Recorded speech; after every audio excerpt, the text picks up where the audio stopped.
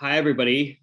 Welcome to today's panel discussion on how entrepreneurs leap and find success through guided meditation. My name's Ben. I am on one of the co-chairs, for StartOut's Networking and Community Board. So I just wanted to welcome everybody, say hi, and also sort of share a little bit about what StartOut is. So StartOut is a community for LGBT founders, investors, and also anybody really in the startup space. We have our growth lab as well, which is like our incubator / accelerator, which sort of helps with building your business up. So I just wanted to welcome everybody, say hi. Obviously, it's really important being an LGBT person in business, and particularly as a startup, to try and find community. And so StartOut really helps with that a lot. So and we also have events like this running every month. So please come along and join them if you're able to. So I'm going to hand it over to Atom now, who's going to welcome both Julia and Jason. Atom, over to you. Thank you, Ben. Hi, everyone. My name is Adam, and I'm a StartOut Programming Board member. Today, I would like to welcome you all to our second event of the Wellness Series. Our topic today is about how entrepreneurs live and find success through guided meditation. Joining me today, we have two guest speakers, Jason and Julia. Hi, Jason and Julia. It's great to have you both today. Can you introduce yourself to our audience? Julia, you can go first. Sure.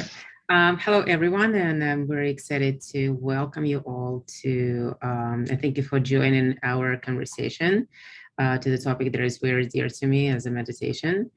I'm a founder of Feeling Well Company, which is a corporate health and wellness coaching company, and meditation, one of the tools that we use to help companies implement well-being strategies on their workplaces.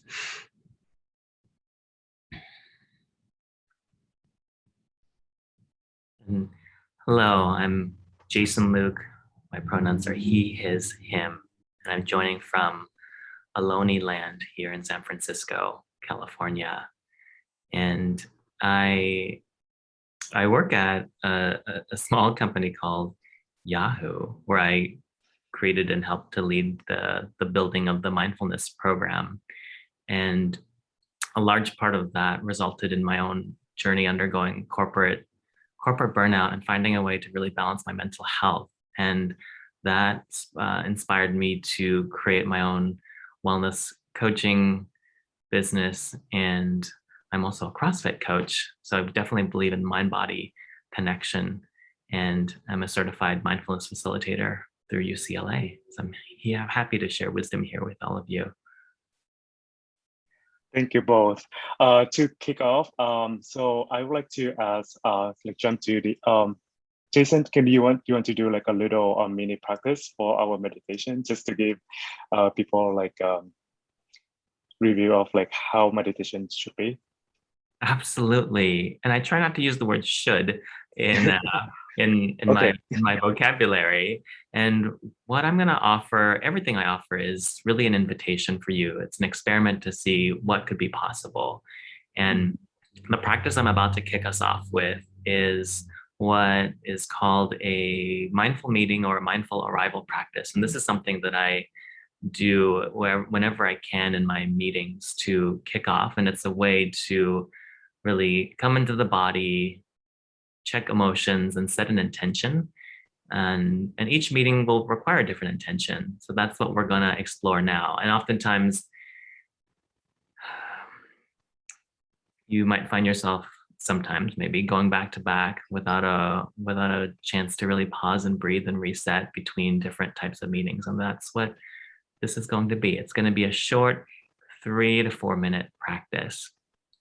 And I'm going to invite you to just begin by finding a comfortable position. I happen to be seated. You could be standing if you want some more energy. Up to you. And as you establish this posture, allowing your eyes to close if you'd like, or just lowering your gaze. And this is a arrival practice to transition from getting here to being here in the present moment, here and now. So you might just notice what your body feels like. Maybe the points of connection to the floor or the chair that's supporting you.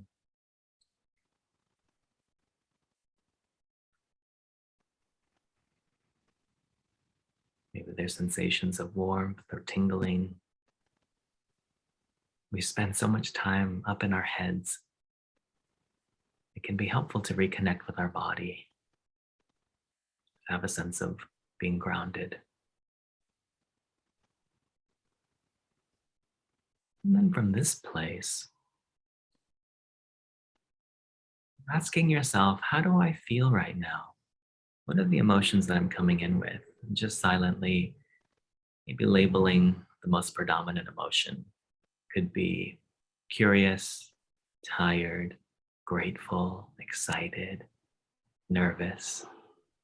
Whatever's there, just labeling it with a word.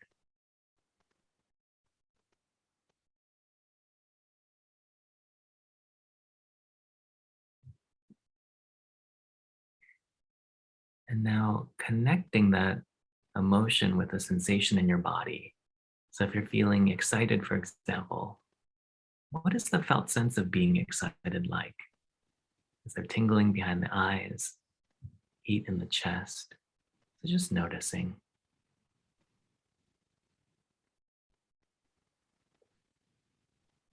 The mind labels the emotion. The body has the felt sense of the emotion.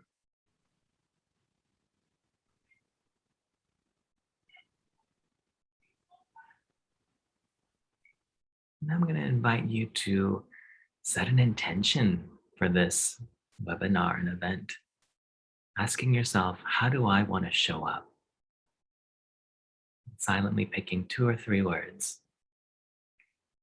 Some thought starters could be open, vulnerable, curious. Whatever will serve you best.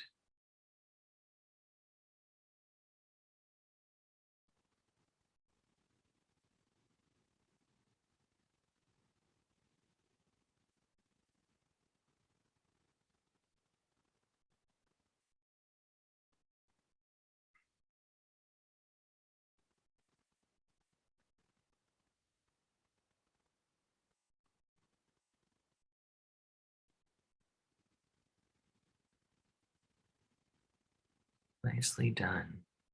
With these intentions set, we're going to bring this short practice to a close just by either noticing our breath or noticing sounds in our space, whichever is more comfortable.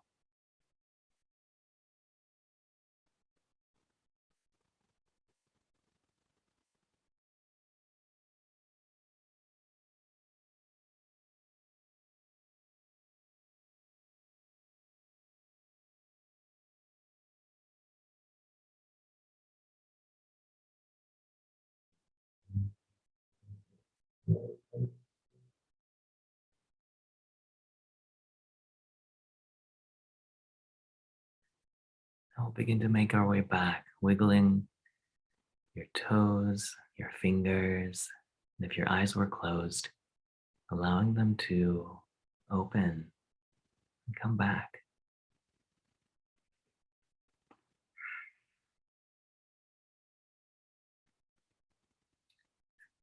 That's an arrival practice. And what I also like doing with this is inviting people to share what their intentions are.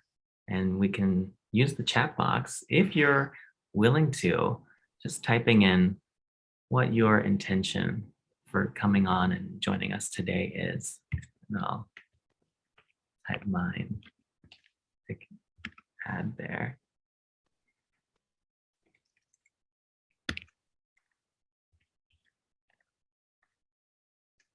Let's see. To learn, to explore, being willing to grow, to learn and to observe, to be open and receptive to new ways of using meditation. I'm sensing a lot of growth mindsets in this space.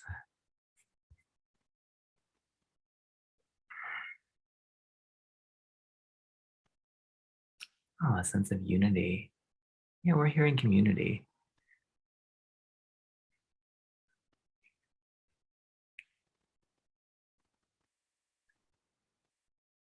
To be here, to renew and to revitalize.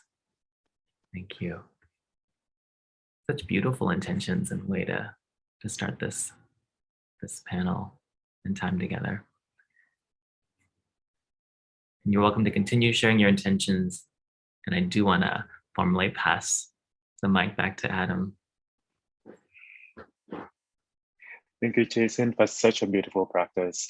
I think to kick off, so as an entrepreneur myself, I constantly have to deal with like many challenges in life, not only in life, also in work. And a few years ago, I was introduced to meditation by my mentor and also like Jason's mentor as well.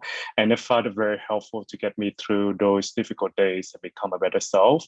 But prior to that, I think like I had a lot of misunderstanding between meditation and mindfulness.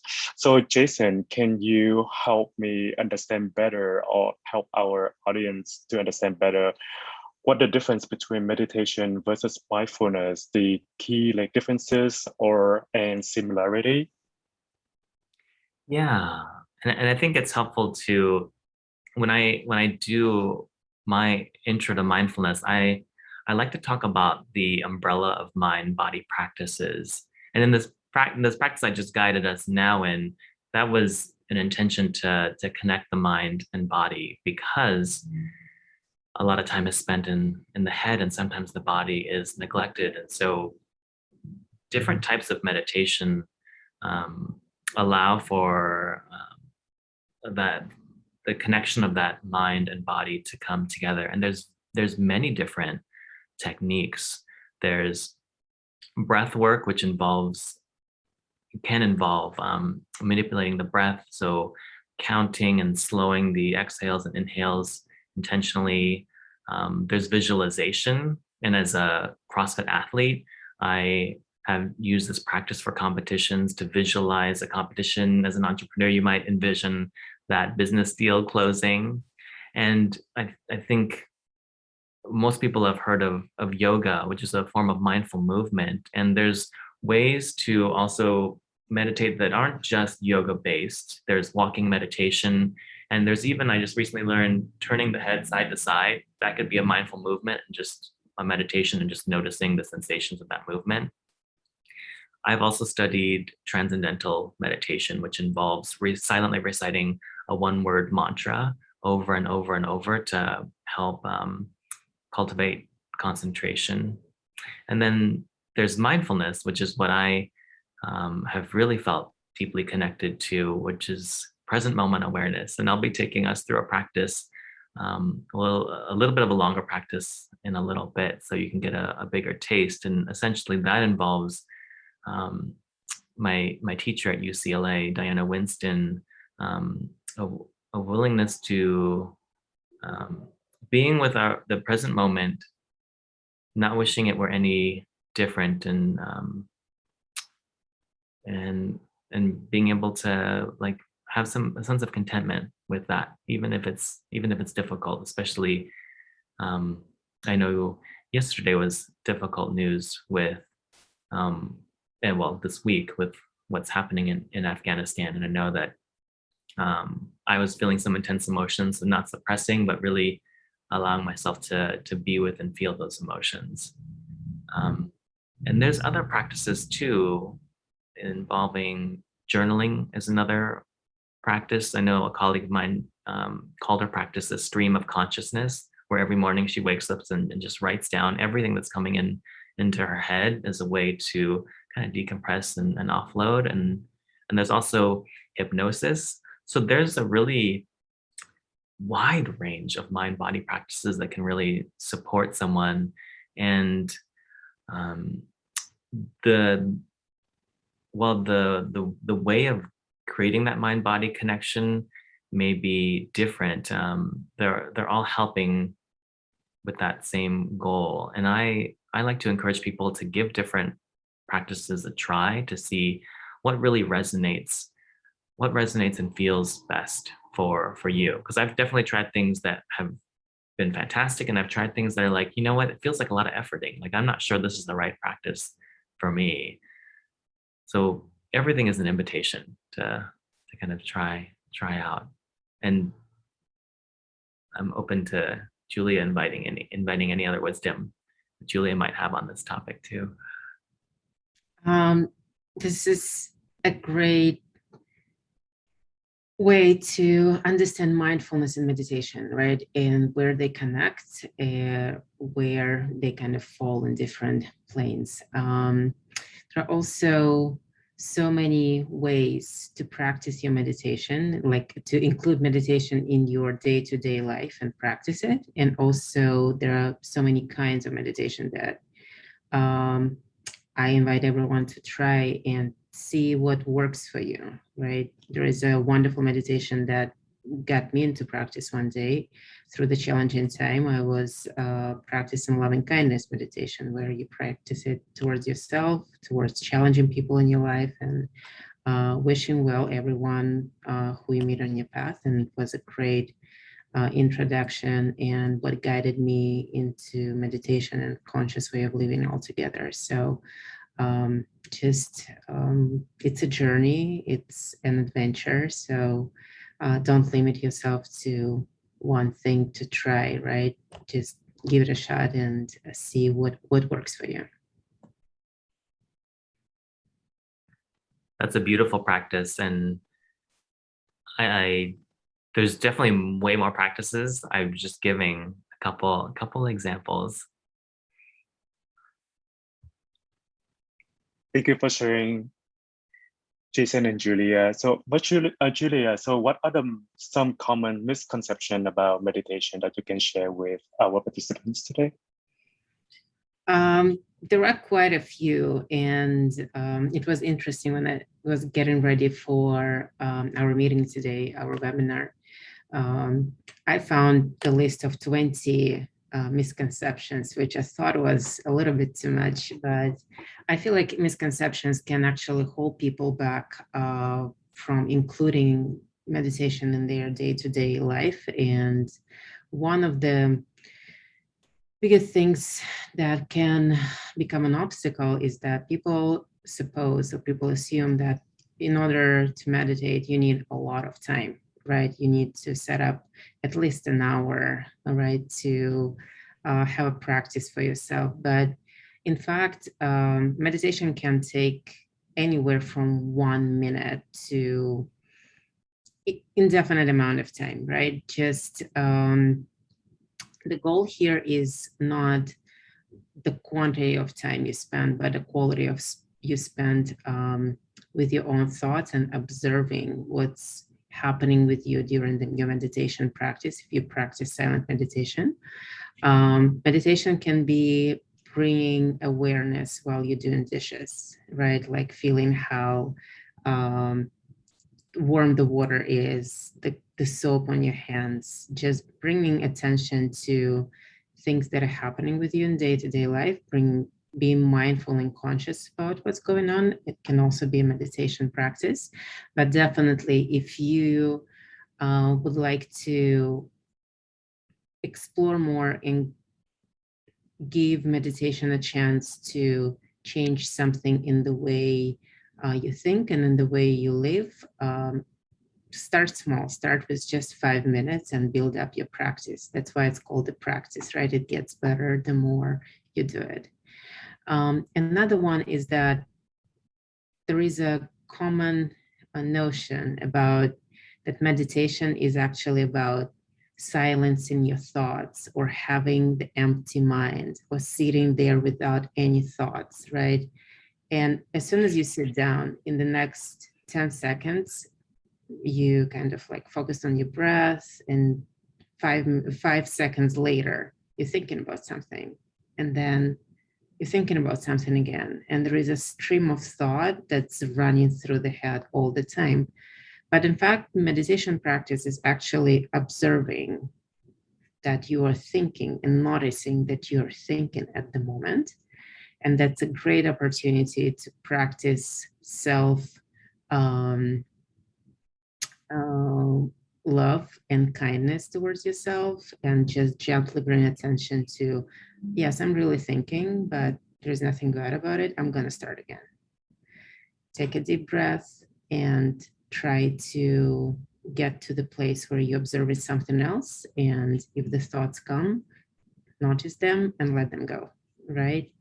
Another thing that I noticed is that meditation is a lot of times it is tied up to some religion or spirit, like people who are only spiritual can practice meditation, or people who are seeking for enlightenment. They're the ones who are very much into meditation, or meditation is something woo-woo that I don't want to try, right? In fact, yes, meditation is a part of Buddhist philosophy, right, and Buddhist tradition, but it's available for everyone. It's definitely more of a tool that is available to every human being, rather than tying it up to religious or spiritual practice. But it's definitely, I'm sure it's going to bring more kindness into your life. So That's these beautiful. are the three most important ones that I wanted to talk about. Thank you so much, Jason. So why do you think meditation is important for everyone, and particularly for yourself?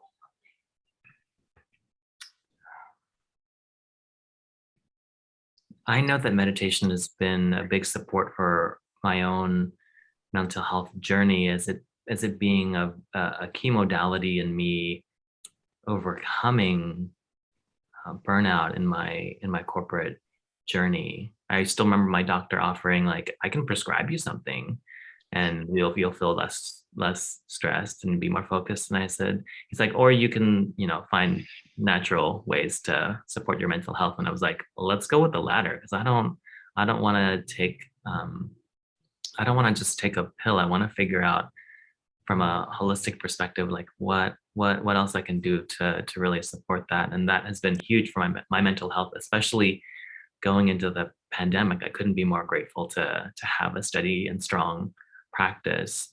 And I really liked what Julia spoke to about kind of noticing the thoughts, because my practice has allowed me to be more connected with myself, and to really ride the waves of life without overly identifying with them. And very recently, I came across, actually yesterday, I came across a headline about all these. I'm a first-time dog dad in this pandemic, and I saw a headline about all the service animals and dogs that were going to be left behind in Afghanistan in this and then my heart just broke open, and I was able to both feel that without overly identifying with the feelings or letting them overwhelm me, and kind of notice and give space for what was happening. And beyond the lowlights, meditation has also allowed me to have a greater sense of peace and a lot of joy in my life, being content with what I have in the present moment. And I was just sharing with a couple of friends earlier this week, where because of my practice, instead of like always wanting to achieve the next thing or buy the next thing or have the next status, like, or X number of social media followers, like really just being able to be content with what I have now. And the other unexpected thing is, by being able to tune into my inner voice, I've been able to connect with my inner wisdom to help me with my decision making in life. I remember I used to text my 20 closest friends, like, what do you think I should do? Or which one do you think I should get? Like, and now being able to really like lean in and go, okay, that's the direction that would be most skillful, instead of blowing up all of my friends' messages to get their opinions, being able to really trust myself. And then going on longer retreats, some of the insights I've been able to have come up kind of spontaneously. I kind of laugh because a lot of mine are kind of related to my my side hustle and my entrepreneurship, like new business ideas. And I'm working on a mindful apparel t-shirt line that actually was tugging on my heartstrings for a while. I was like, okay, this has been coming up in my practice. It's time to kind of explore and see what I could really create here. And one of my early teachers, Emily Fletcher, who created Ziva meditation, I think she said it best when she said, we don't meditate to become better at meditating. We meditate to become better at life. And I really believe that. Thank you so much for sharing that. And Julia, I know that you are a CEO yourself. And as a CEO, I'm sure you have a lot of responsibilities to carry. And there are like days that you probably feel overwhelmed with work and with like a lot of things going on in life. So how has meditation helped you as an entrepreneur to get through those difficult days? Yes, you're absolutely right. And I think the common stress is something that we all have in common, right? And that's something that everyone deals with, just in different levels. What meditation has done for me, it helped me to create the space between the stimulus and response, right? If there is some event that is happening in my life, being able to not to get into reactive mode, but actually give myself a permission to step back for a breath or two, or for 15 minutes or for a day before I can be productive in giving the response, or treating this situation from a good space rather than getting into emotional space where the stimulus happens, right? For me, I started seeking meditation as I was seeking for more control of things that I could control, right? What could I control? Things that I think about, information that I intake, my physical practice, my food intake, all of the things I could control. But then there was some kind of level of anxiety and working under stress and leaving the company and steady paycheck and starting my own venture. There was a lot of stress involved. So similar to Jason, someone recommended maybe you should start taking something to reduce your anxiety. And I'm so not supporting any ideas of medicating yourself. I feel like the body is a perfect tool that can heal itself in the most, for the most part, with the lifestyle modifications, right? So that's how meditation found me, or I found it, right? And my first teacher, Tara Brock, she lives here in Washington, D.C., basically introduced me to that. And I started small. It was basically 5 minutes, and were the longest 5 minutes of my day, right? Because just sitting down and like all of the thoughts are running through my head and being anxious, like I'm just wasting 5 minutes of my day, but I could be doing something else, right? And then I started wasting 10 more minutes, and then 15 minutes, and then 20 minutes in, I was waiting for the practice. I was waiting for this moment of when I can actually sit down and have 20 minutes for myself before I get in a spot when I am able to deal with my clients, my employees, and the life around me. So meditation became like a saving grace for me for this period of time. It also helped me to become much better at problem solving, right? Especially when I'm under stress or things are not going the way that I expected them to go. If I have 5 minutes, 10 minutes to sit down and recalibrate myself, this is going to be meditation. Either sound meditation with my favorite mantras, or just something encouraging that I'm going to tell myself in order to solve the problem better and distract myself from whatever's going on right now and become more open observer than participant of the situation. And it also helped me to bring more kindness into workplaces in my own company and the companies that I work with right now. Because for some reason, obvious to me, but I invite you guys to discover it for yourself and find the answer. Meditation and kindness come so hand in hand together. They make you more human, and the meditation makes you lead from the space of heart, right? And the space of kindness and empathy, and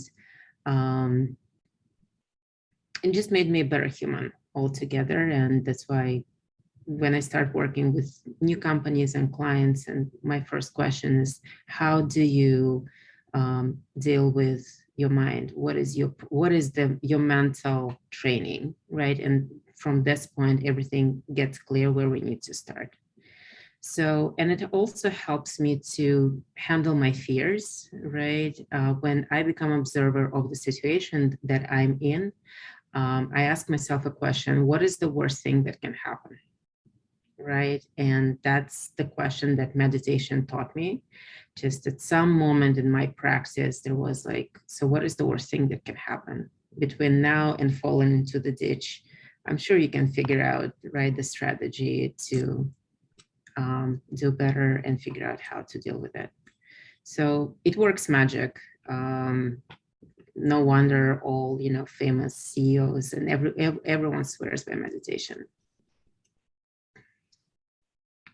Thank you. And I have one question for both of you. What are the biggest barriers to practice meditation?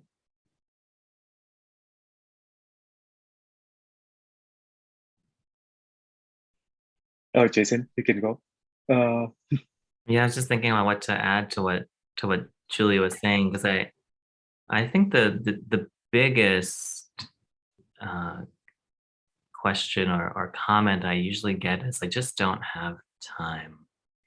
And I have been working with I've been coaching a client for a year now, and he set up a practice that has been 5 minutes a day, and using an app called Insight Timer that tracks him. He was putting up his phone. He was so happy to show me 365 days accomplished of just 5 minutes. And he said, I tried to increase the minutes. I just don't feel like I can. And I said, that's totally fine. Like, that's 5 minutes where you are. And he's noticing a benefit. And I think even 1 or 2 minutes, you can still feel something with that. So don't let time be the excuse or the barrier, which is oftentimes the biggest one. And as Julie alluded to, CEOs and executives are doing this. So if there's a way that a CEO is finding time in their busy schedule to do this practice, I think the rest of us can figure that out.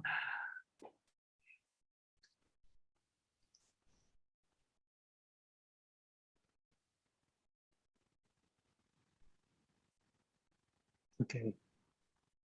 Julie, any other barriers that you can think of? I was like, what else? I feel like the barrier itself can be finding the practice that works for you, right? And just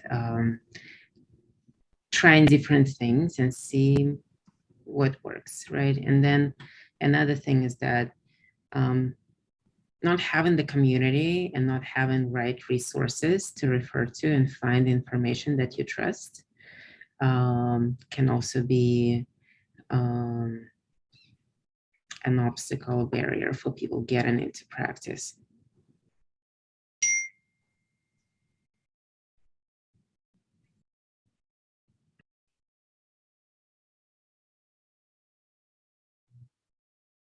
Alrighty, thank you both so much. And another question that I would like to ask both of you.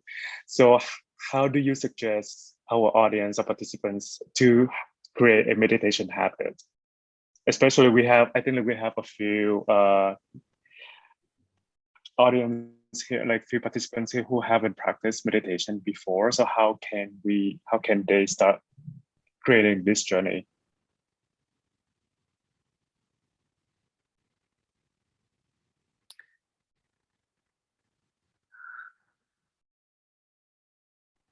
a couple options and thoughts. And I feel like there's a similarity to maybe what Julie described early on, when Julie was cultivating practice. I started just arbitrarily picking 5 minutes a day for 3 times a week. And I just sat with myself. Like there was actually no instruction. I just thought that was what meditation was. And I was like, this is really not comfortable. And over time, kind of realizing that my mind would settle at some point. I think it's about a starting point is just a couple of minutes or an activity. And when Julie was describing washing the dishes, that's something that I really enjoyed doing mindfully, like picking something and spending time with my dog. Sometimes I will meditate doing the loving kindness practice Julia spoke to with just my hand on his belly or paw. And it's very special time for us. I think secondly, apps can be helpful, and I really like Insight Timer. The client that I'm working with that's using it, it's helpful because it gamifies, where it will show like a meditation streak. So there's a way when something is gamified that it helps us to create a habit. When it says 5 days, you're on a streak, good job.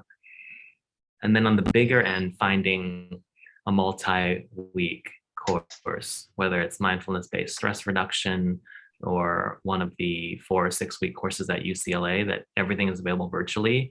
I think finding a good teacher can really be helpful. And that's, I would say, on the deep end if someone really wants to jump in.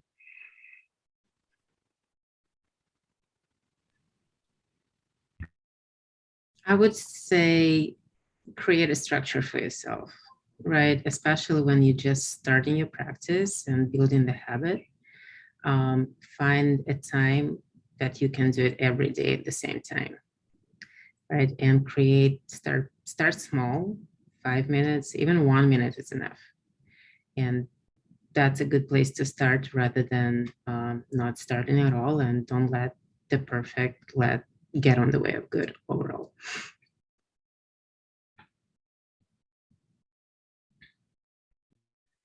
The other thing I like to tell people is if it's not on the calendar, it's not going to happen. And my calendar is transparent, so people, when they're booking me, they can see when I'm actually meditating as well. And that encourages them.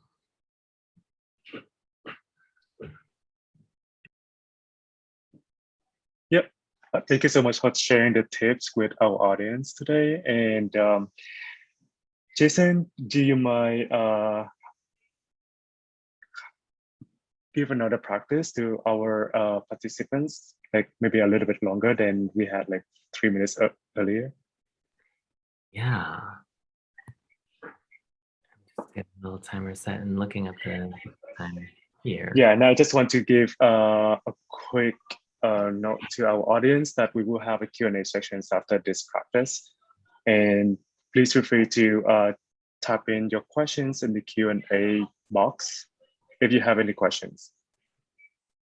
Okay, I might aim for maybe 8-ish minutes so that there's a little more time. Okay. Yeah, okay. So here we go. We have a little more time. I'm gonna give you all the options. You could stay seated if you're seated. You could stand up if you want more energy.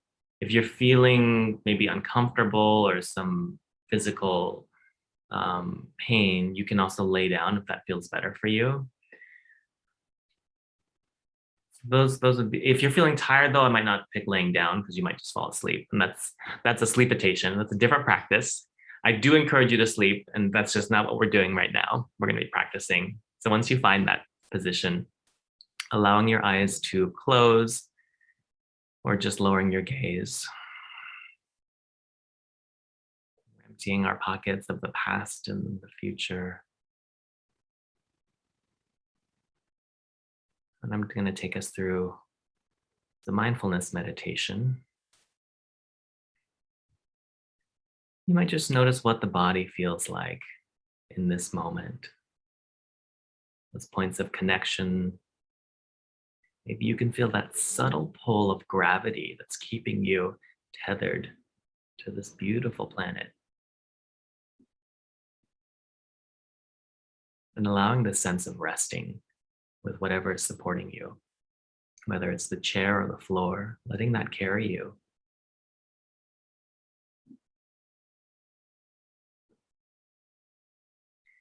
In terms of your body position, see if you can embody a sense of dignity, strength, while also being flexible and not too rigid. This balanced alertness supports awakeness and supports our presence.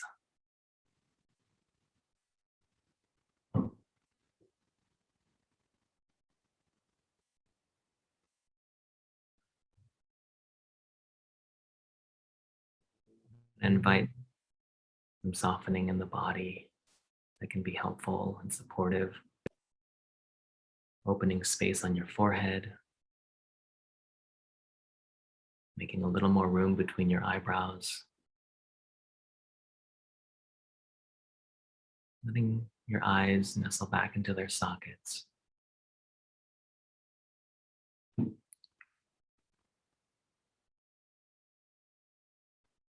Unclenching your jaw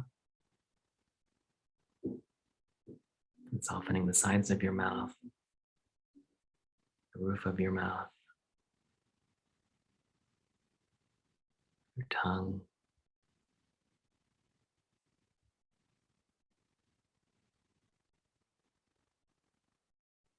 Feeling the release of your neck and throat, as well as that area just about an inch below your ears.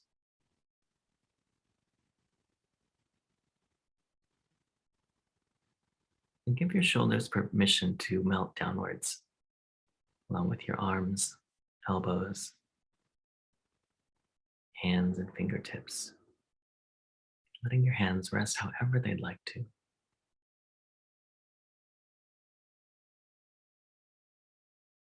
Bringing a sense of ease to your belly. Softening your chest.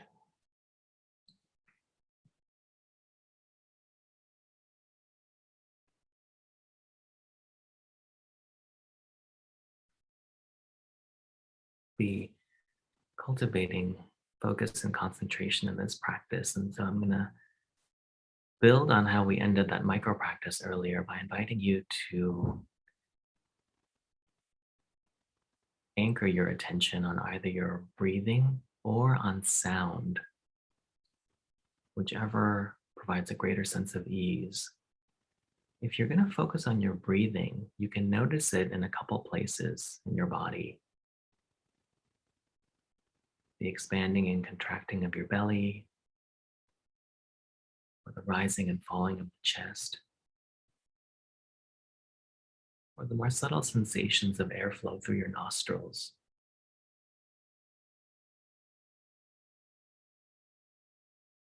If you're going to work with sound, you're going to notice the different sounds that might be happening. I can hear cars passing by. I can hear the humming of my computer.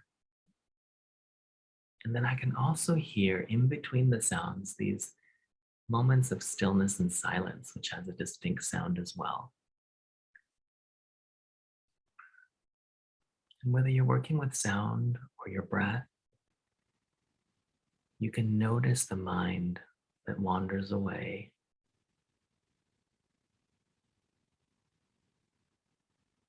And when it goes off, you just kindly come back to your breath or to sound.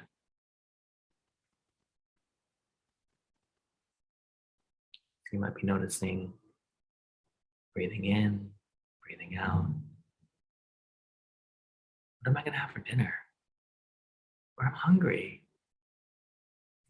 Kind of noticing these thoughts of planning and thinking, and just making your way back to noticing your breath and noticing sound.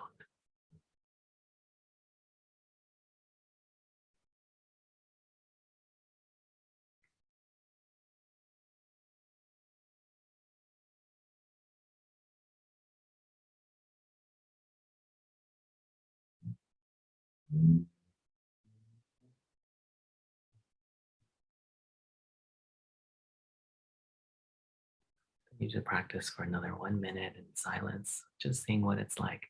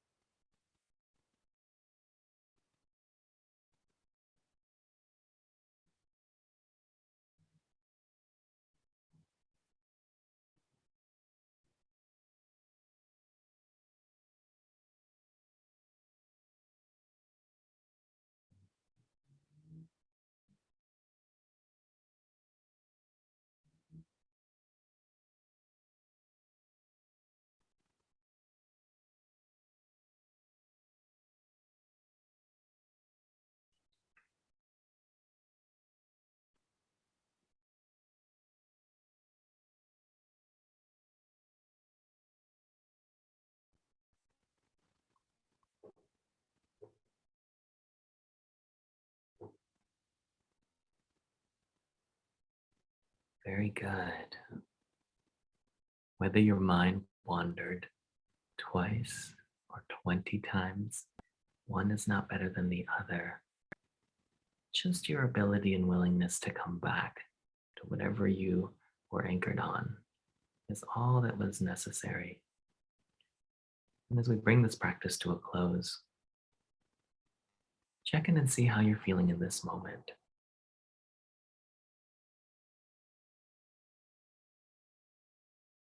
If there was one word that would describe your emotional state, what would that be?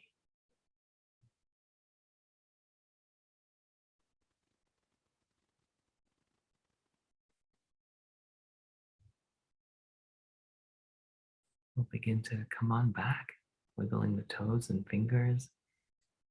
If the eyes were closed, allowing them to open. If the body wants to move or stretch, letting that happen as well. Maybe turning the neck side to side, coming back.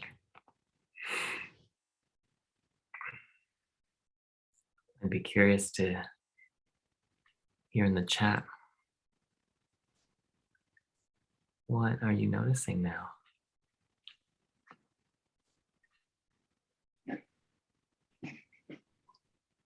And of course, any questions that you might have. Yes, are you guys ready? Okay, so the first question that I got is, what are your thoughts on cognitive behavior therapy?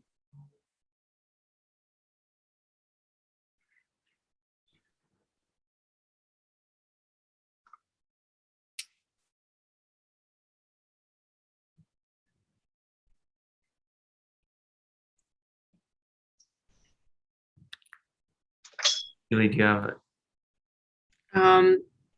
Well, first of all, CBT is the tool that licensed mental professionals use, right, when they try to correct or help someone to implement behavior change practices, right? So in terms of meditation and how it relates to cognitive behavior therapy, it definitely can be a helpful tool to help you improve other areas of your life and what you're working with. But I think it would be a better question to ask licensed mental health professional.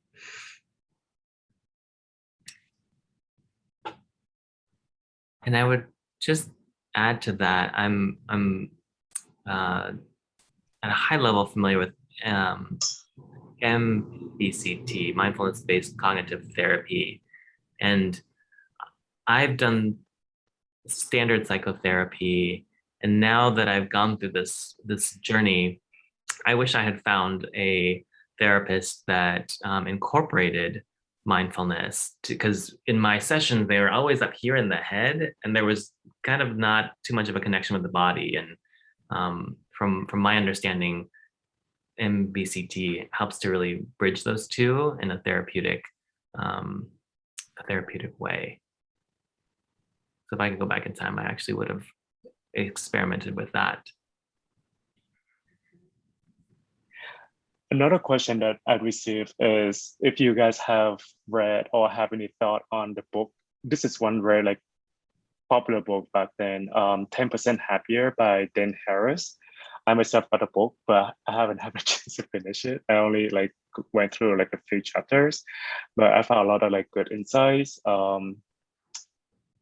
Yeah, about like meditations and what are your like Julia and Jason, if you have read about the book, can you like share with us your thought on the book?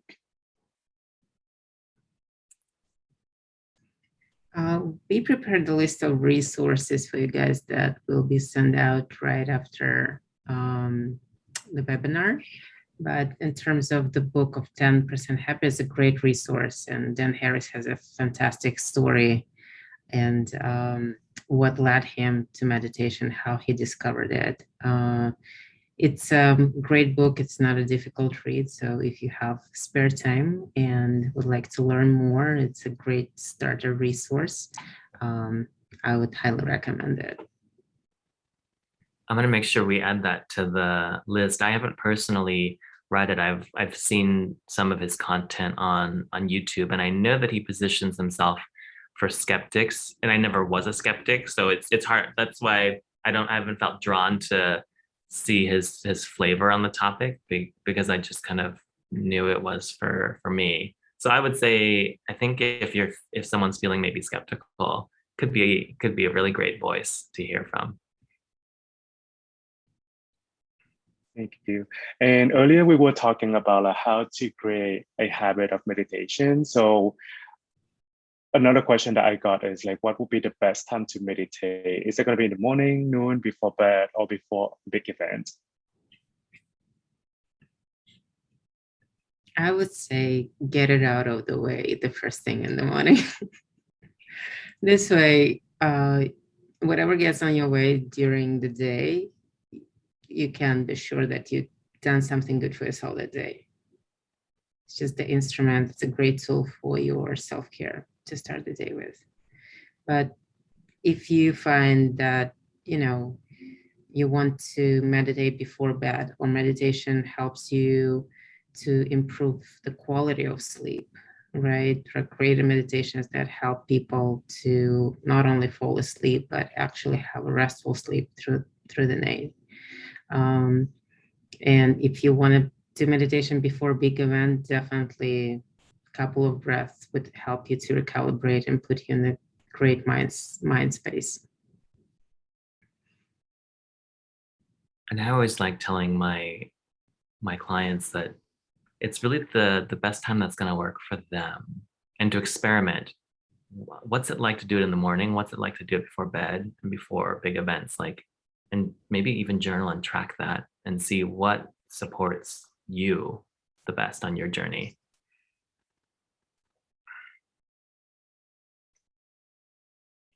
Thank you. And yeah, so any thought on the Headspace app? I think like we also include that in one of the resources that we will share with our audience today after the event. Yeah, so any thought on the Headspace app that you also recommend?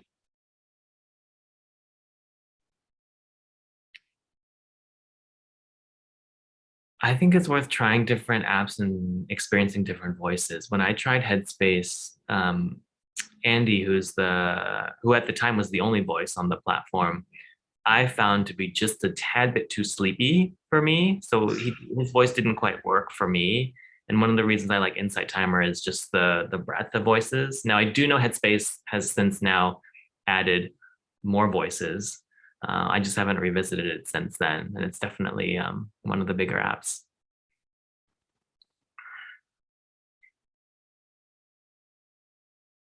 Okay, another question is, what can our audience do to begin meditating tomorrow?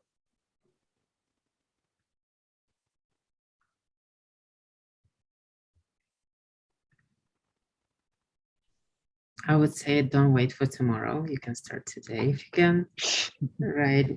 But if tomorrow is your start date, just I believe in reminders, right? I believe in putting things on your reminder list And if that's your intention, if you want to start tomorrow, set up the reminder today, and follow through, right? And if you decide to do it tomorrow at 8 in the morning, give yourself 5 minutes of self-care. Another question from Dan. So he's asking, if he almost falls asleep, is he not getting maximum benefit of meditation? Is it too relaxing for him? Well, in our kind of Western culture of go, go, go, and sometimes not, and also we're also a sleep deprived culture. Sometimes sleep can be something that we can really give ourselves more of, and so it's not uncommon to feel sleepy, and we don't want to make it a sleepitation. So if you're feeling sleepy, practicing from a standing position, which I will sometimes do in the afternoon to make sure I don't end up in this position by the end of my practice, can be helpful. Yeah, the last question that we received is, how do we achieve mindfulness?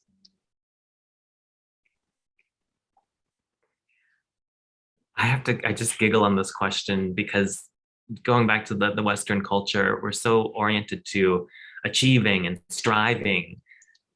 This is about being. And that can be really, as an entrepreneur, like difficult to grasp, because it's a moment where we're pausing and we're choosing not to achieve. And whatever happens in the practice, that's the practice. Like yesterday was a very sad practice. The day before there was a lot of joy in that. So just being willing to be with whatever is arising. Yeah, just be.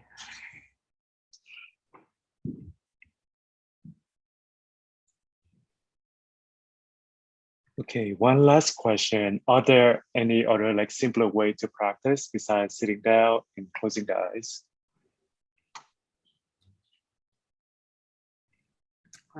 There is a great practice for people who like to move, right? You can do walking meditation and feel how your foot touches the ground. Movement-based practice, right? Yoga can be your mindfulness practice. Tai Chi can be your mindfulness practice. So yeah, there are different ways to engage you into meditation, and you just need to find what you can do consistently and what brings you joy, what brings you the most satisfaction and happiness when you practice mindfulness and meditation. Great, I think that's all the questions that we have for today. So thank you, both of you, Jason and Julia, for sharing with our audience today how to find a work-life balance through meditation, and especially for entrepreneurs after such a long, difficult days at work. And on behalf of our speakers and our team, I would like to thank you, our audience, today, and we hope that you will find the benefit of practicing meditation, and maybe you can share with us your practice experience and progress in our next event. And I would like to give it back to Ben, so Ben can close us out today. Sure, thanks so much, Atom. Yeah, and thank you again, Jason and Julia. Yeah, I hope everybody's enjoyed today, and yeah, just we'll be able to continue on in their practice as we continue on to be better entrepreneurs and better people in general. So I just wanted to also let you know that we have, some more events coming up, particularly around networking and community. So we're running these events in tandem with our Wednesday wind down events, which happen every second month. So we're doing a mindfulness session every second month as well. So it kind of goes one, then the other, backwards and forwards. So we really look forward to hopefully having you join again. And we'll be sending out a resource list to everybody who's attended today as well as the video, so that they can also come back to the practice again. So thanks, everybody. Have a great day, and we will speak to you very soon. Bye. Bye, everyone.